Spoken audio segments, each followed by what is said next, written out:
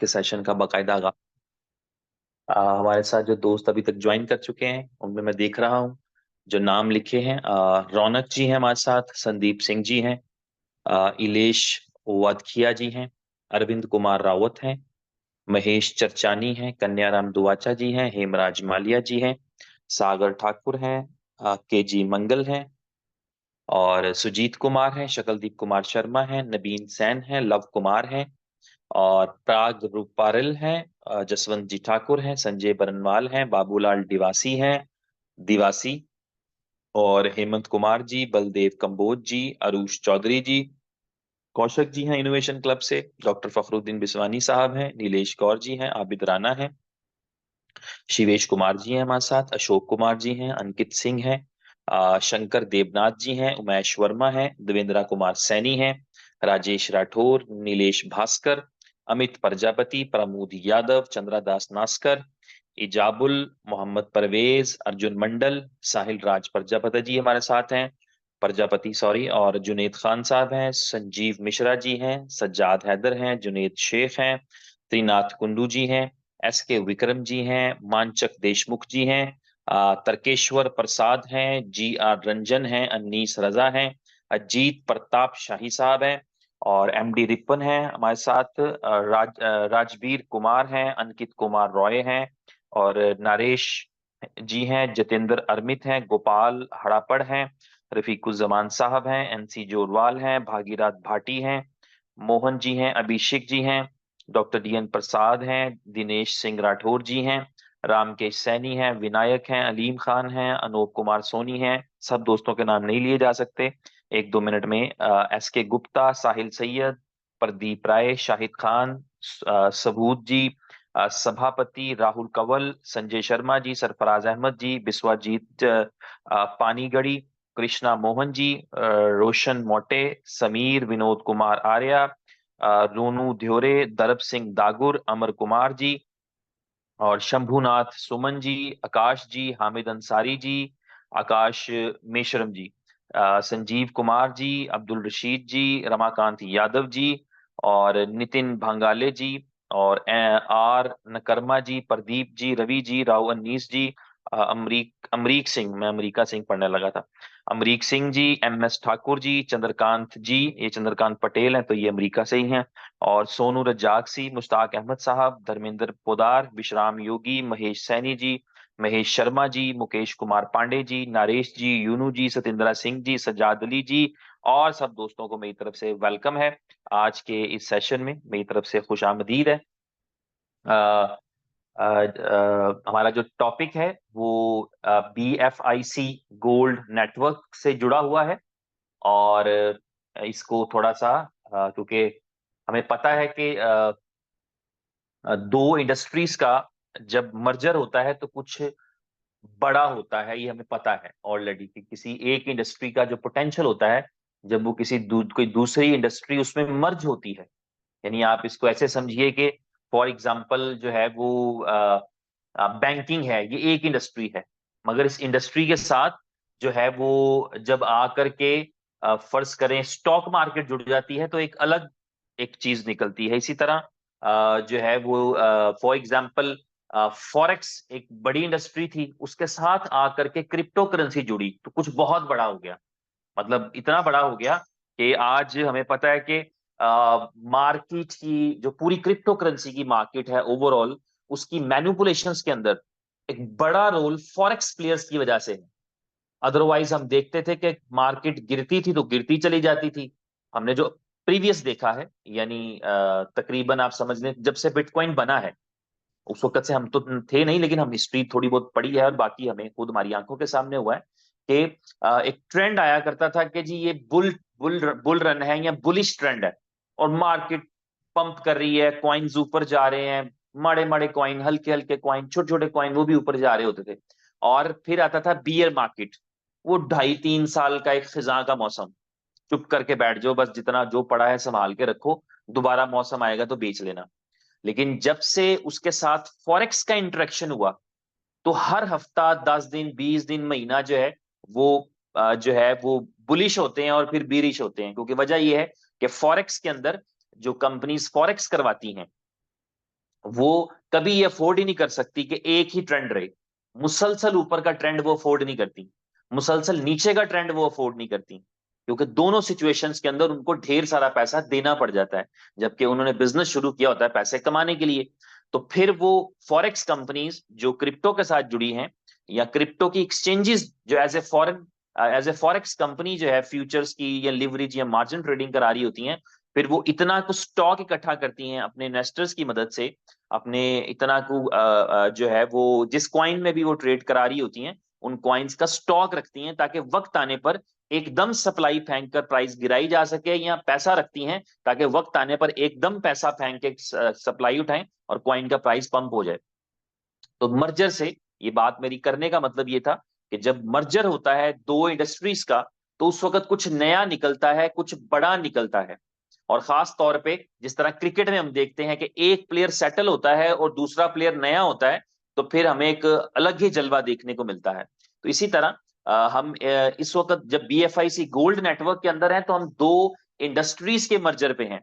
एक इंडस्ट्री है जो नेटवर्क मार्केटिंग की है, डायरेक्ट मार्केटिंग की है, जो है वो रेफरेंस मार्केटिंग की है, रेफरल मार्केटिंग की है, वर्ड ऑफ माउथ मार्केटिंग की है।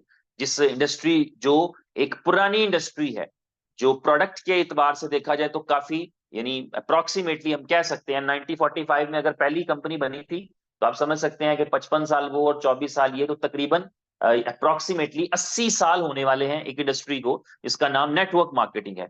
इसका मतलब ये था कि आप अपने रेफरल से, वर्ड ऑफ माउथ से, अपने एक्सपीरियंस से दूसरों को रेफर करें और उसके बदले में आप कुछ इंसेंटिव पाएं। और जो दूसरी इंडस्ट्री है दैट इज क्रिप्टो करेंसी। तो हमने देखा कि जब प्रोडक्ट बेस्ड कंपनी में काम किया जाता है, तो रेफरल करने के लिए उतनी ही मेहनत करना पड़ती है। अगर हम किसी को शैम्पू बेच रहे हैं, किसी को हम फूड सप्लीमेंट बेच रहे हैं, प्रोडक्ट बेस्ड में ऐसी चीजें ही होती हैं नॉर्मली। किसी को जो है ना वो मैट्रेस बेच रहे हैं, किसी को ब्लड प्रेशर चेक करने वाली मशीन बेच रहे हैं, किसी को जो है वो एलोवेरा का जूस बेच रहे हैं जिससे जोड़ों का दर्द ठीक हो जाता है, किसी को जो है वो किचन किट बेच रहे हैं जिसमें जूस निकाला जा सकता है। तो ये प्रोडक्ट बेस होती है। किसी में कोई साबुन बेच रहा है, कोई कपड़े बेच रहा है, नेटवर्क से चीजें बिक्री होती हैं। मेहनत उतनी ही होती है, लेकिन अपॉर्चुनिटी का साइज छोटा होता है। तो फिर हम एक ऐसी इंडस्ट्री में जो है वो साथ मर्जर होता है जहां पर हमारे पास क्रिप्टो करेंसी आके जुड़ जाती है, जिसका मतलब है अपॉर्चुनिटी का साइज बड़ा हो जाता है। हम देखते हैं कि क्रिप्टो के अंदर लोग lakh lakh dollar, 2-2 lakh dollar, 5-5 lakh dollar भी इन्वेस्ट करते हैं। ये उन लोगों की बात कर रहा हूं जो एक एवरेज क्लास के बिजनेसमैन हैं, जिनको पता है कि यार मुझे कहीं इन्वेस्ट करना है, तो ये एक अपॉर्चुनिटी है। अदरवाइज हमारे पास एग्जांपल्स मौजूद हैं कि 100-100, 200-200, 500-500 मिलियन डॉलर जो है वो क्रिप्टो में डाला है बड़े प्लेयर्स ने। हम रॉबर्ट कियोस्की को जानते हैं, हम जेफ बेजोस को जानते हैं, हमने एलन का नाम सुन लिया है, हमें बिल गेट्स का पता है, उसकी एयोटा में $20 मिलियन की इन्वेस्टमेंट है। हम देख रहे हैं कि जो बड़े प्लेयर्स हैं वो मिलियंस ऑफ डॉलर्स डालते हैं, because they do understand the potential of this industry. लेकिन जो जिनके पास इतना पैसा नहीं होता, वो भी अपनी कैपेसिटी या उससे बढ़ के ही कोशिश करते हैं कि इस अपॉर्चुनिटी के अंदर शामिल हो, इस अपॉर्चुनिटी से फायदा उठाएं। तो इस मर्जर का फायदा ये है इन दोनों इंडस्ट्रीज के, क्रिप्टो करेंसी की इंडस्ट्री का और जो है वो नेटवर्क मार्केटिंग की इंडस्ट्री का, बेनिफिट ये है कि आपका टिकट साइज बड़ा है। और फॉर एग्जाम्पल ये है कि आपके पास ये स्कोप मौजूद होता है कि कोई $50,000 की क्रिप्टो बाय कर रहा होता है, और अगर आपने अपना रेफरल दे दिया है, इट मींस कि आप अगर फॉर एग्जाम्पल 5% पे हैं बीएफआईसी गोल्ड में, तो इसका मतलब ये हो गया कि आप जो है वो $2,500 एक सेल से निकाल सकते हैं। तो ये एक स्कोप होता है जो इस इंडस्ट्री के अंदर मौजूद है। आज के टॉपिक में थोड़ा सा हम इसी पे एनालाइज करेंगे कि जो है वो क्रिप्टो करेंसी को एज ए प्रोडक्ट हम कैसे ले सकते हैं, और उसके अंदर उसके फायदे क्या हैं, उसके अंदर नुकसानात क्या हैं, उसमें एक आम आदमी का क्या रोल होता है, यानी मेरा क्या रोल है, आपका क्या रोल है, किसी भी आम यूजर का क्या रोल हो सकता है, और फिर उसमें जो कंपनी होती है उसका क्या रोल होता है, और किसके लिए क्या बेनिफिट होता है। इन चीजों पे हम हल्का हल्का थोड़ा सा डिस्कशन करेंगे। सबसे पहले ये आप सबको पता होना चाहिए कि आज के दिन के अंदर दुनिया का, मैं आपको बता देता हूं, मैं एक जमाने में पाकिस्तान में एक टीवी चैनल है, न्यूज़पेपर है, उसमें थोड़ा सा मैंने काम किया दिन न्यूज के अंदर। तो मैं वहां पर देखता था कि जो बाकी स्टाफ था न्यूज़पेपर में या टीवी चैनल्स में, आपको पता है लंबा चौड़ा स्टाफ होता है, उनके हालात नॉर्मल हुआ करते थे, बट जस्ट नॉर्मल, वो एक नॉर्मल जिंदगी गुजारे हुआ करते थे। लेकिन एक डिपार्टमेंट में देखता था जिसके लड़के जगमग करते, खुश खुश, सूट्स पहने हुए, अच्छी गाड़ियां, परफ्यूम्स लगे, महंगी टाइयां, महंगे कोट, एलवी के बेल्ट्स। और मैं देखता था ये अलग मखलूक है यार। पूरा दफ्तर एक डिप्रेशन से गुजर रहा होता था, मैं देख रहा होता था हर स्टाफ, कोई एग्जेक्टिव है, कोई सीनियर है, कोई जूनियर है, वो अपनी किसी टेंशन में है। लेकिन जमीन से 6 इंच ऊंचा चलते हुए लड़के मैं देखता था कि यार ये कौन सी मखलूक है। Then I got to know that कि ये मार्केटिंग वाले हैं भाई।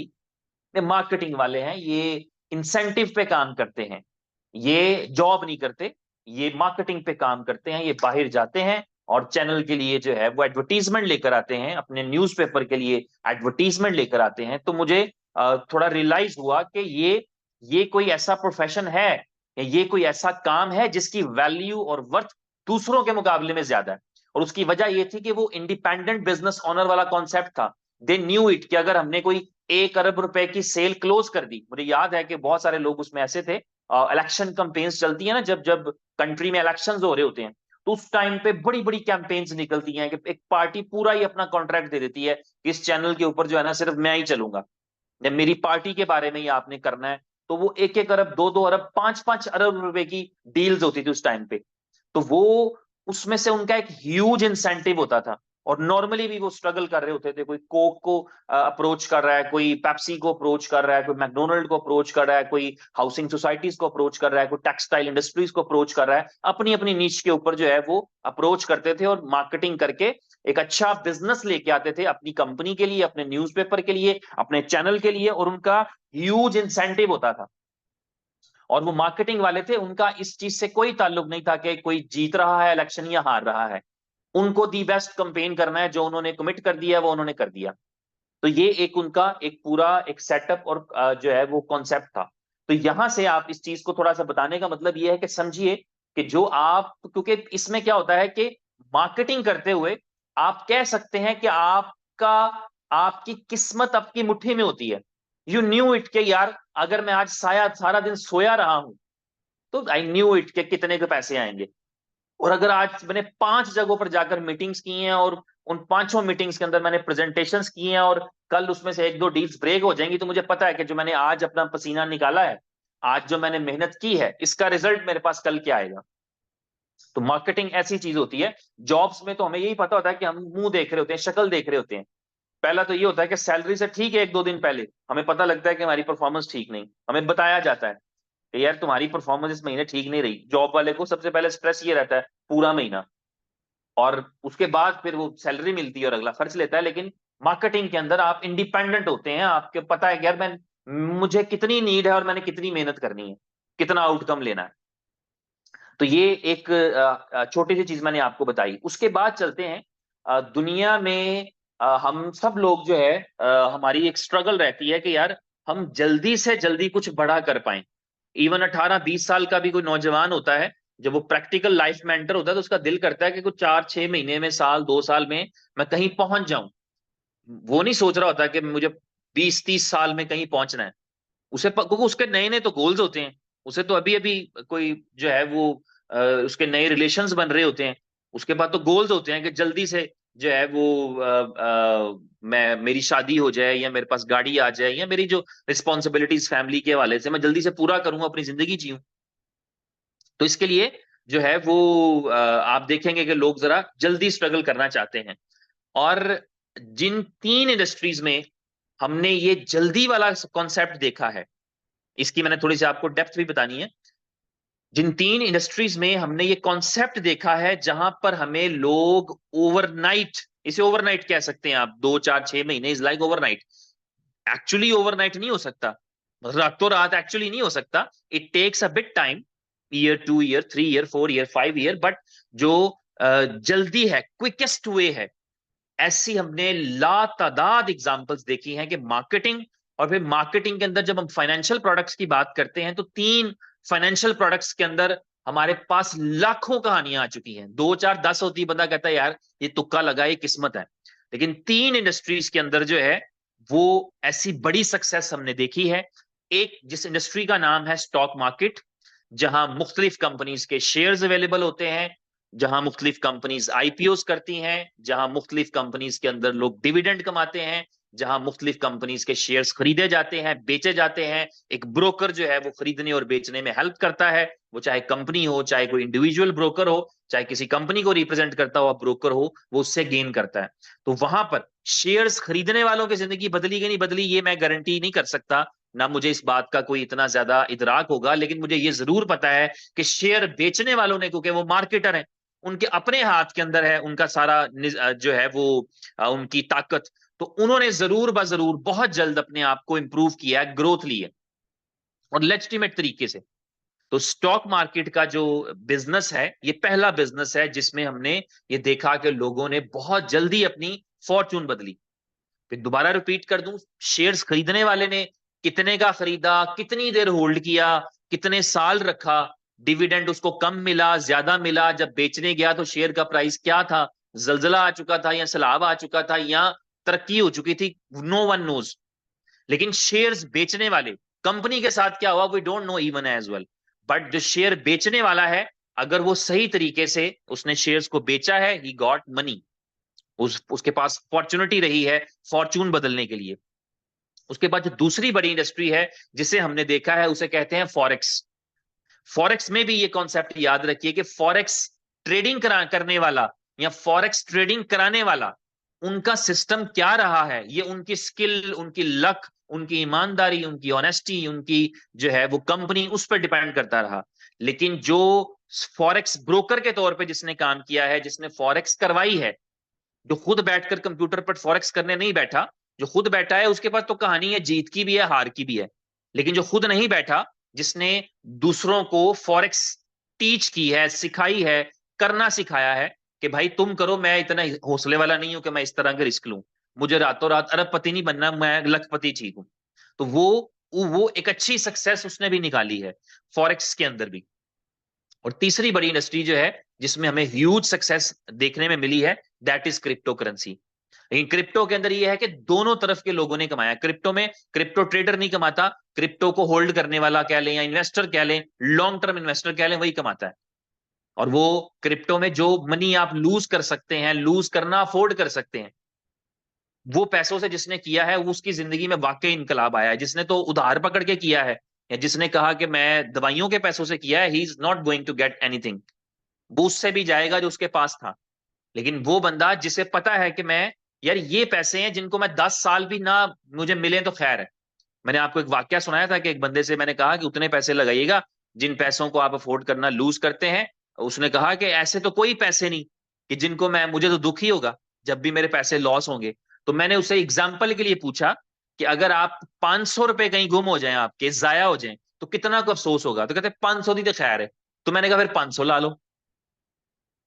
तो वो पैसा जिसे आप पता है कि यार ये मेरी नीड के अंदर नहीं आएगा, मैंने एग्जांपल दे दी कि ये नहीं है कि सुबह मैंने डॉक्टर के पास जाना है तो चलो रात को क्रिप्टो में लगा लेते हैं, ये 100 के 200 बना के सुबह डॉक्टर की फीस भी दे लेंगे और 100 भी बच जाएगा। ऐसा नहीं, ऐसा करेंगे तो लॉस में जाएंगे, क्योंकि आप पैनिक होंगे, आप जल्दी में होंगे, तुक्का कभी कभी लग भी जाता है।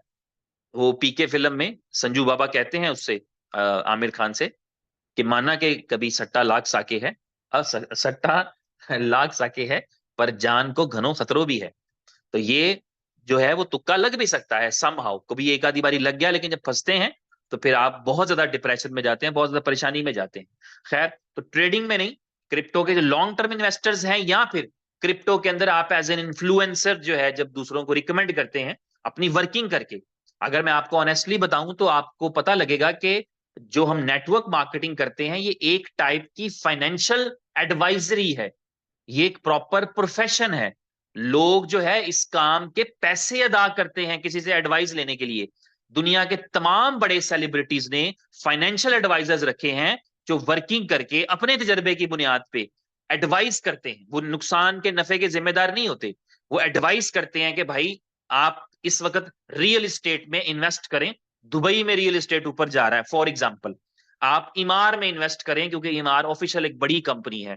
वो रिकमेंड करते हैं कि इस वक्त आप जो है वो फलाने बीच के ऊपर जो है इन्वेस्ट करें, वहां पे टूरिस्ट आने वाले हैं। वो रिकमेंड करते हैं कि इस वक्त बीटीसी उठा लें, वो रिकमेंड करते हैं कि इस वक्त फलाना क्वाइन उठा लें, वो रिकमेंड करते हैं इस वक्त इस कंपनी के स्टॉक बाय कर लें, वो रिकमेंड करते हैं कि इस वक्त गोल्ड उठने वाला है, गोल्ड उठा लें। तो वो फाइनेंशियल एडवाइजर जो है वो इस बात के पैसे लेते हैं मशवरा देने के, दे टेक मनी, ठीक है, वो पैसा कमाते हैं इस चीज से। तो ये जो वर्किंग है, और वो इस चीज के लिए रिस्पॉन्सिबल नहीं होते कि आपने हमारे कहने में 500 मिलियन लगा दिया, अब अगर 450 रह गया तो हम जिम्मेदार हैं। वो जिम्मेदार नहीं, they did their best as per their knowledge. तो इसी तरह आप जब नेटवर्क करते हैं और उसके अंदर आप अपनी पूरी वर्किंग करते हैं, क्वाइन को अंडरस्टैंड करते हैं, क्वाइन का कॉन्सेप्ट लेते हैं, उसकी टीम को देखते हैं, उसका फ्यूचर देखते हैं, उसका रोड मैप देखते हैं, उसकी बुनियाद पे आप एडवाइस करते हैं, उसकी बुनियाद पे आप रिकमेंड करते हैं, और आपका कोई ताल्लुक नहीं इसके बाद उससे, आपने उसको सर्विसेज देते हैं, that is very good. Network में सर्विसेज दी जाती हैं लेकिन प्रोडक्ट के लिए नहीं होती, वो पर्सन के लिए होती है, कि उसका अपने आपका उसके साथ रिलेशन है तो फिर आप उसको सर्विस दे रहे होते हैं। अब थोड़ा सा इस चीज को आपने अंडरस्टैंड करना है, जो मैंने बात कही कि आपके लिए जो स्कोप होता है, जो बेहतरीन और सेफ स्कोप होता है, वो किस चीज के अंदर होता है? वो चीज होती है कि आपका किसी को रिकमेंड करना, आपका चीज को सेल करना, आपका किसी को एडवाइस करना, वो आपके लिए बेनिफिट, बड़ा बेनिफिट निकाल सकता है और बहुत जल्दी निकाल सकता है। आखिरी चंद एक मिनटों में जो है वो एक थोड़ा सा ओवरव्यू लेते हैं और उसके बाद इस मीटिंग का इख्तिताम करेंगे। वो ओवरव्यू ये है कि किसी भी, नॉर्मली मैंने देखा है कि बहुत सारे लोगों को ये लगता है कि बस हमें क्वाइन बनाने की टेक्नोलॉजी नहीं आती, बाकी सब कुछ आता है, हमें बेचना भी आता है, हमें चलाना भी आता है, हमें सब कुछ आता है, बस क्वाइन की टेक्नोलॉजी नहीं आती।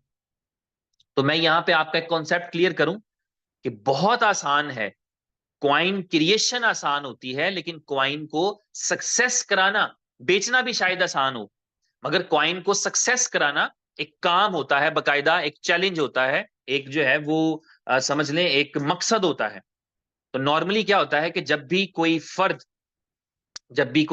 कोई बंदा या कोई कंपनी क्वाइन क्रिएट करती है, क्वाइन क्रिप्टो करेंसी का क्वाइन क्रिएट करती है, वो चाहे अपनी ब्लॉकचेन पे क्रिएट करे, चाहे किसी की ब्लॉकचेन पे क्रिएट करे, टोकन होता है जो किसी दूसरे की ब्लॉकचेन पे होता है, यानी किसी दूसरी ब्लॉकचेन का टोकन बनता है, चाहे वो सेम कंपनी का क्यों ना हो।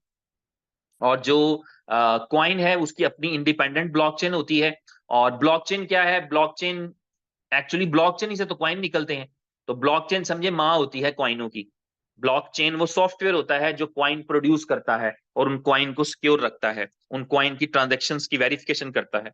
तो ब्लॉकचेन वो सॉफ्टवेयर होता है जो क्वाइन के लिए हर एक काम कर रहा होता है, और टोकन के लिए भी ब्लॉकचेन ही कर रही होती है, सारे के सारे जो फंडामेंटल्स हैं या जो सिक्योरिटी है वो सारी चीजें ब्लॉकचेन कर रही होती है। तो क्वाइन की क्रिएशन के बाद जो दूसरा मरहला आता है, उस मरहले को कहते हैं जिसके अंदर लोग क्वाइन के लिए जो है वो फंड रेजिंग की कोशिश करते हैं।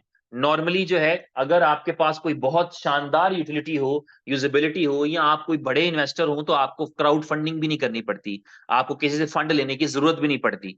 फॉर एग्जाम्पल, अगर आपके पास $1 million है तो why you need money from anyone?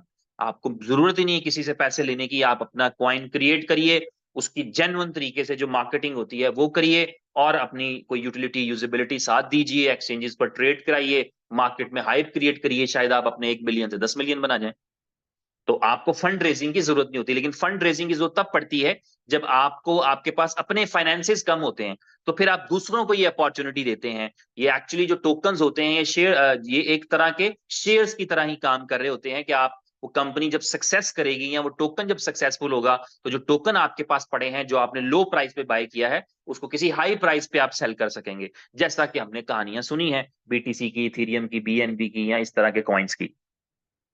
तो जो दूसरा मरहला है वो है क्वाइन क्रिएशन के बाद आप उस क्वाइन के लिए जो है वो फंड रेजिंग करते हैं, या क्राउड फंडिंग करते हैं, या आईसीओ आईटीओ कुछ ऐसे ऐसा ऐसा प्रोग्राम करते हैं। उसके बाद जो तीसरा मरहला होता है वो बहुत इंपॉर्टेंट मरहला होता है। उस मरहले के अंदर आपको अपने क्वाइन को जो है वो करेंसी मनवाना होता है।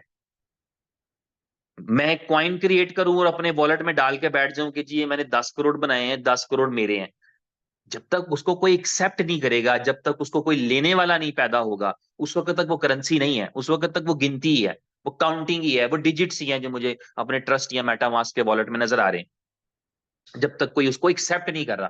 तो एक्सेप्टेंस के लिए फिर आपको काम करना पड़ता है कि आप उसको इस तरह बनाते हैं कि लोग उसको एज ए करेंसी अडॉप्ट करें।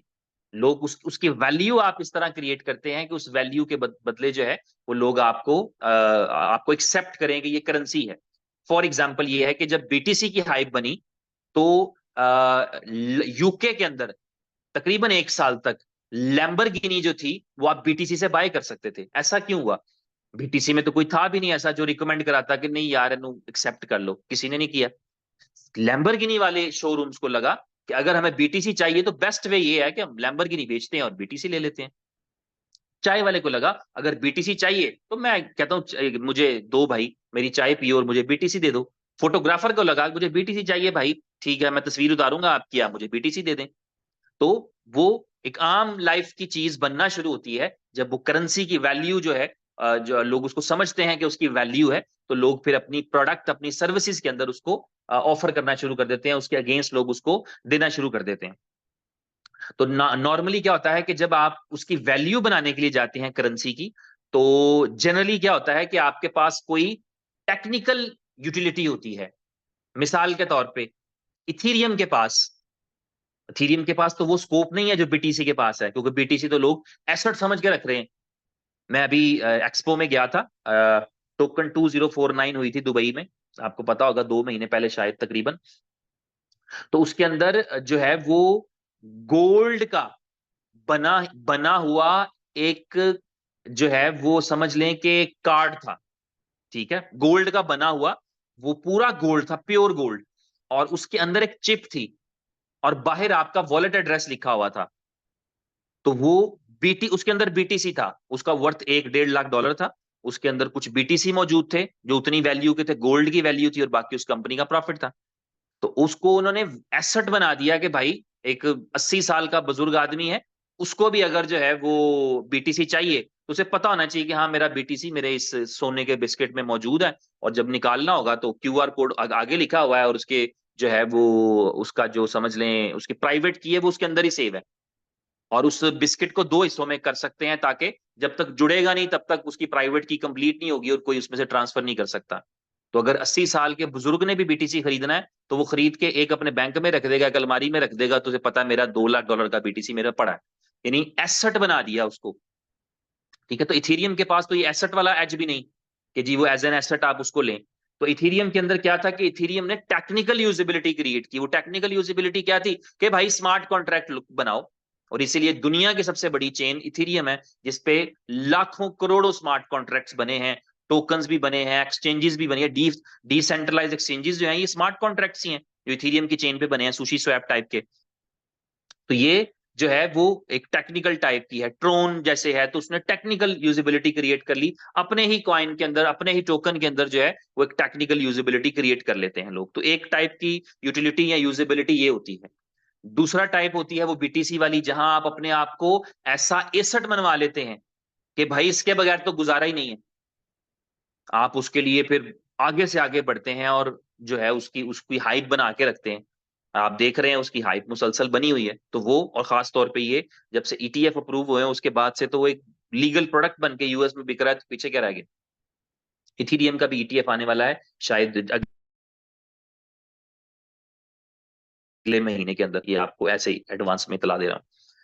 तो ये हो गई दो तरह की यूटिलिटीज, एक आपने उसके हाइप बना के उसको एज एसेट कर दिया, एक उसकी टेक्निकल यूजिबिलिटी क्रिएट कर ली। तीसरी टाइप की होती है जिसमें आप जो है वो कोलैबोरेशंस की तरफ जाते हैं, जहां पर आपके पास एग्जिस्टिंग जो कंपनीज होती हैं वो आपको एक्सेप्ट करना शुरू कर देती हैं, आप उनके साथ कोलैबोरेशंस करते हैं। जैसा कि आपके नॉलेज में था जब बीएफआईसी गोल्ड लॉन्च किया गया टोकन, तो उसका रोड मैप ये था कि उसने कोई यूजिबिलिटी क्रिएट नहीं करनी, बल्कि उसने जो है वो अपने उसका रोड मैप ये था कि वो कोलैबोरेशंस की तरफ जाएगा।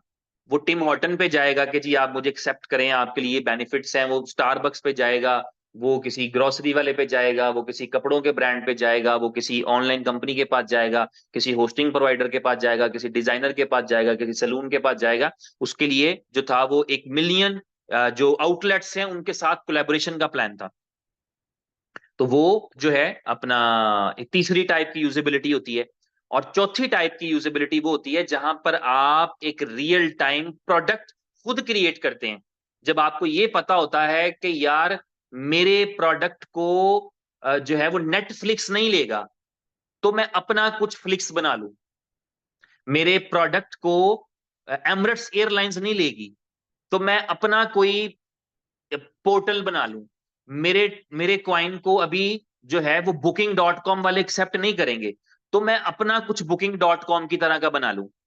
मेरे क्वाइन को जो है वो वीजा मास्टर वाले अभी एक्सेप्ट नहीं करेंगे, तो मैं अपना कोई क्रिप्टो कार्ड बना लूं। मेरे क्वाइन को अभी जो मार्केट है वो एक्सेप्ट नहीं करेगी, तो मैं कुछ अपना बना लूं। तो ये एक और ट्रेंड है, और ये सबसे मुश्किल होता है। This is far more difficult. अगर मैं बीएफआईसी की बात करूं तो बीएफआईसी ने पहला भी छोड़ दिया कॉन्सेप्ट एसेट वाला, उसको नहीं पकड़ा। दूसरा भी छोड़ दिया, टेक्निकल कोई ऐसी हमारे क्वाइन के अंदर यूजिबिलिटी नहीं मौजूद। एक टेक्निकल यूटिलिटी जो है वो बी लव में बनी है। बाई चांस वो एक बड़ी अच्छी चीज बन के निकलेगी जब वो क्वाइन का टाइम आएगा या क्वाइन आगे बढ़ेगा, क्योंकि उसमें हर ट्रांजेक्शन के अंदर 1% खाया जाता है, ईच ट्रांजेक्शन। यानी मेरे पास 1 लाख थे और मैंने अपने ही दूसरे वॉलेट में भेजे तो 99,000 पहुंचे, तो 1,000 खाया गया। तो इसका मतलब ये होता है कि अगर आपका क्वाइन ऐसे ही घूमता फिरता रहे बिला वजह भी या किसी वजह के साथ भी, तो इसका मतलब ये होता है कि आपकी सप्लाई कम होती चली जाएगी और वैल्यू बढ़ती चली जाएगी।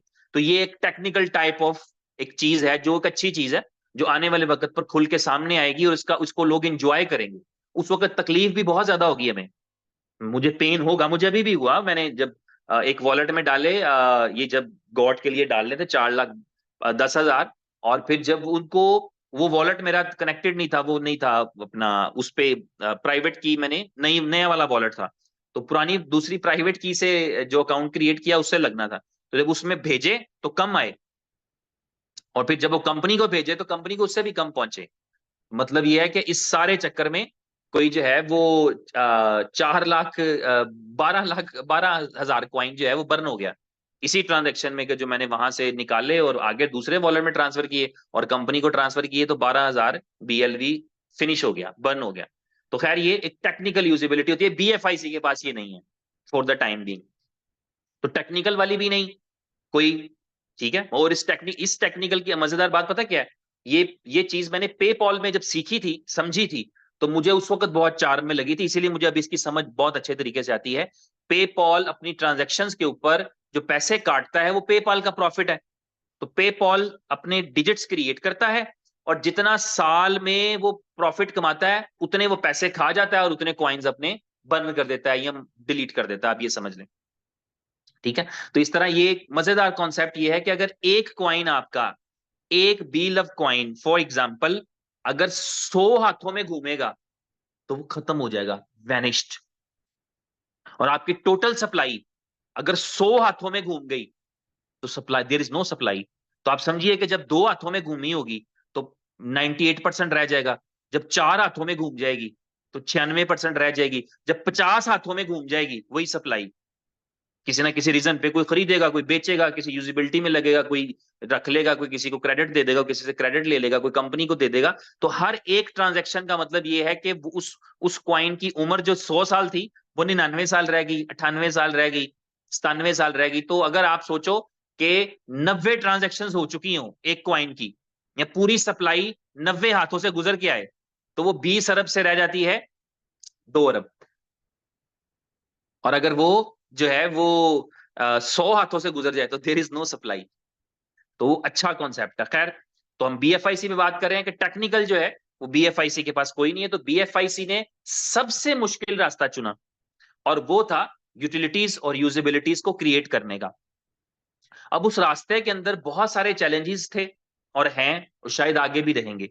उनमें सबसे बड़ा चैलेंज जो रहा है इस कंपनी के साथ वो हम सबको पता है, that is the technology part. क्योंकि टेक्नोलॉजी में भी ये है कि कुछ नया करने की कोशिश की जाती है जिसकी वजह से पुराना भी कुछ सही नहीं हो पाता। लेकिन ये एक्सपेरिमेंट्स हैं, ये तजर्बात हैं, इन एक्सपेरिमेंट्स के अंदर ही आपके लिए कहीं ना कहीं सक्सेस निकलती है, कहीं ना कहीं कामयाबी निकलती है, कहीं ना कहीं स्कोप निकलता है तजर्बात करने से ही। और इस वक्त जो जर्नी हो चुका हुआ है उस जर्नी में मैं समझता हूं कि एक अच्छा एक बैकग्राउंड बन चुका है। कमिटमेंट्स ऊपर नीचे हैं, हो जाती हैं, वो पार्ट है गेम का। लेकिन हमेशा याद रखें कि जब एंड वेल होता है तो सब वेल होता है। जब आपका कहानी का इख्तिताम अच्छा होता है ना, आप जब फिल्म के एंड पे हीरो हीरोइन मिल जाते हैं तो सब हैप्पी हो जाते हैं। वो लड़की का चाचा जो दुश्मन बना होता है और लड़के का मामू जो दुश्मन बना होता है वो भी सॉरी कर लेते हैं और हैप्पी हैप्पी शुरू हो जाती है जिंदगी। तो ऑल इज वेल, वो सारी रंजिशें, लड़ाइयाँ, मुश्किलें, प्रॉब्लम्स, चैलेंजेस भूल जाते हैं जब एंड हो जाता है वेल। तो इस लम्हात में, ये ऐसे मौके पे जहां पर ये स्ट्रगल चल रही है, जहां पर कंपनी भी अपना पूरा जोर लगा रही है, जहां पर उसके लीडर्स भी अपना पूरा जोर लगा रहे हैं, और जहां पर जो अब कर सकता है, जो दुआ कर सकता है दुआ कर रहा है, जो दवा कर सकता है वो दवा कर रहा है, जो कुछ प्रैक्टिकली कर सकता है वो प्रैक्टिकली कर रहा है। तो इस तरीके से ये है कि एक बड़ी सक्सेस मिल सकती है, खास तौर पे अभी जबकि क्वाइन अपनी एक लोएस्ट प्राइस के ऊपर है। मैं नहीं समझता कि ये BFIC के शायाने शान है कि वो $4 पे ट्रेड हो। तो ये जहां एक दुख वाली बात है, ये जहां तकलीफ दे बात है, और यूजिबिलिटीज डिले होने की वजह से हो रहा है। लेकिन अच्छी बात ये याद रखिए कि देयर आर यूजिबिलिटीज, डिले नहीं होना चाहिए, मगर डिले हो रहा है तो कोई बात नहीं, लेकिन हमें ये पता है कि यूजिबिलिटीज आर ऑलमोस्ट 90 to 95% रेडी। किसी भी लम्हे वो मेच्योर होकर के जैसे बिल्कुल एज पे खड़ी हैं, बहुत सारी यूजिबिलिटीज आपकी बिल्कुल एज पे खड़ी हैं, वो वन बाय वन लॉन्च होती चली जाएं और वो मार्केट में जो है वो सही तरीके से अपने आप को फ्लरिश करती जाएं। तो वो एक बड़ी ठीक ठाक किस्म की यूजिबिलिटीज हैं, यूटिलिटीज हैं, जो आपके क्वाइन की डिमांड क्रिएट कर सकती हैं, आपके क्वाइन की डिमांड जो है वो पैदा करेंगी। तो अल्टीमेटली ये है कि उससे क्वाइन की प्राइस ग्रो करेगी। तो इस वक्त ये दोनों हवाले से मैं समझता हूं अपॉर्चुनिटी है। बिजनेस ये बाय डिफॉल्ट ये पैदा ही रिस्क के साथ हुआ है। इन्वेस्टमेंट का बिजनेस जो होता है ये आता ही रिस्क के साथ है, रिस्क के बगैर है ही नहीं। और मैंने शायद कहीं पढ़ा था कि risk is the token for success, या रिस्क जो है वो इनिशियल पेमेंट है आपकी तरफ से आपके बिजनेस की। तो बिजनेस तो आता ही रिस्क के साथ है, इसमें कोई डाउट नहीं है। तो इस वक्त एक अच्छा बड़ा अपॉर्चुनिटी बन रखी है। मार्केट वैसे ही आपको पता है थोड़ा सा नीचे की तरफ जा रही है, तो वापस डेफिनेटली पंप होगी जल्दी या बदेर। तो ये एक अपॉर्चुनिटी है BFIC के हवाले से भी, अगर आप उसको ग्रैब करना चाहें, आप उसको बाय करना चाहें, तो तब भी ये एक अपॉर्चुनिटी है। और साथ ही साथ ये है कि दूसरी ये आपके लिए अपॉर्चुनिटी BFIC गोल्ड नेटवर्क के हवाले से भी है।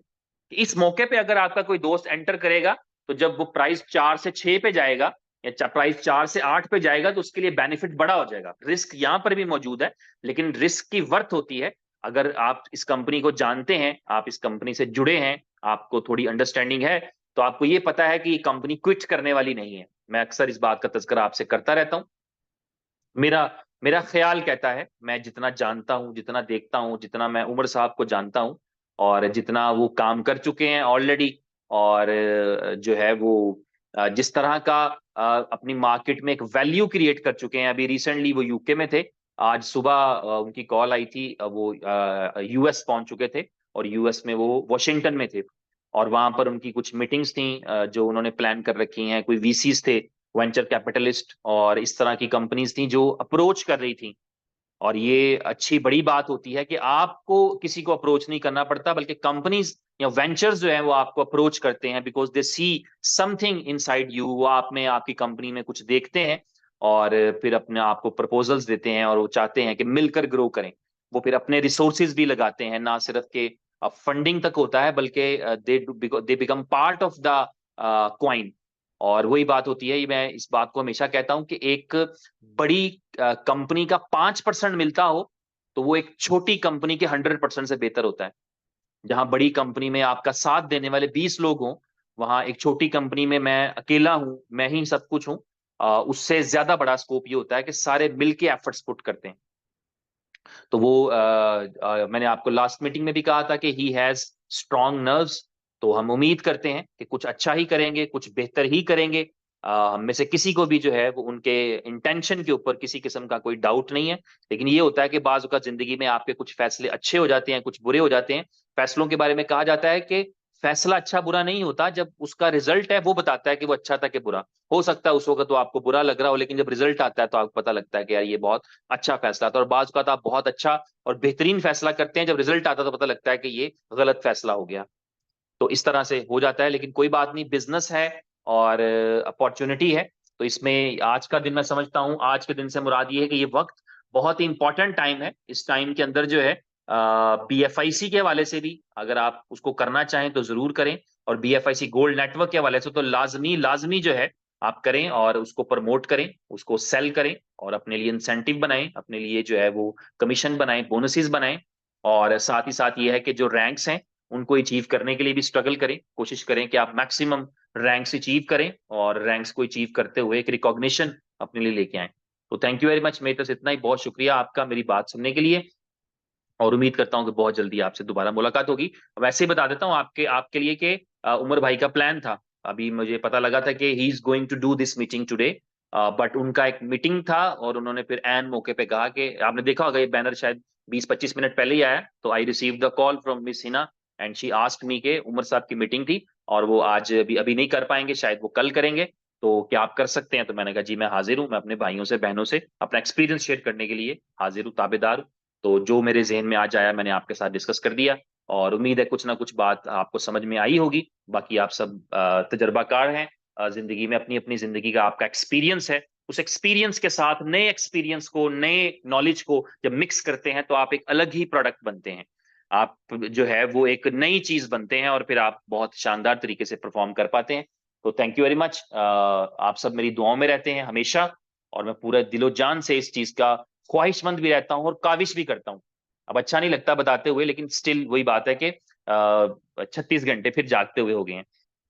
तो कोशिश करते हैं कि जो हम कर सकते हैं, जो रोल प्ले कर सकते हैं सक्सेस के अंदर, पूरी कम्युनिटी की सक्सेस के अंदर, ये एक वक्त आएगा कि इस बात पर हम प्राउड फील करेंगे और आप भी प्राउड फील करेंगे कि जी अपनी लिमिट से बाहर जा करके जो है वो कम्युनिटी के लिए काम किया, क्योंकि कम्युनिटीज के लिए काम करने के लिए थोड़ा बड़ा दिल, गुर्दा, जिगर चाहिए होता है, क्योंकि उसके अंदर आपके गेन्स वो नहीं होते, आपके गेन्स कम होते हैं, लेकिन आप दूसरों के लिए काम कर रहे होते हैं कि चलो इनके भी ड्रीम्स पूरे हों और हमारे भी हों मिलजुल के।